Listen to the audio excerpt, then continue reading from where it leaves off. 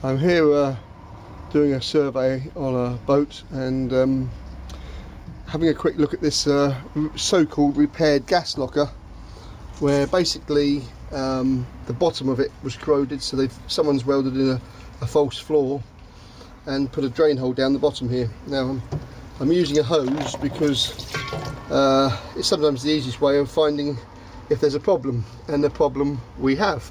So first of all, you can see down here the corrosion from the old base locker, and you can see the hot weld of where they've welded up to here inside. So this is basically no longer required, but you may be able to see that water dripping from the inside where I filled the locker up. And what they've done to create a drain is they've put this fitting inside here, which is actually loose and dripping beautifully, and then run this piece of copper through the side of the boat.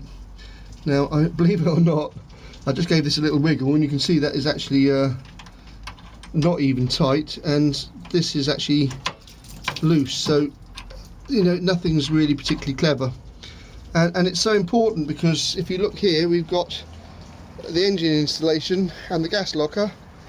We've got the batteries, we've got an alternator, and it wouldn't take very much for this whole compartment to fill with gas from these two gas bottles here, which, while I'm about it, they've done all this work, and look at the state of that gas pipe there.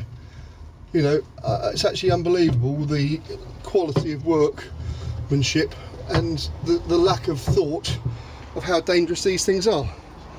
So if you do have gas on your narrowboat and you're having the gas locker repaired, try and get it so it discharges straight through the side of the hull overboard, rather than relying on a pipe.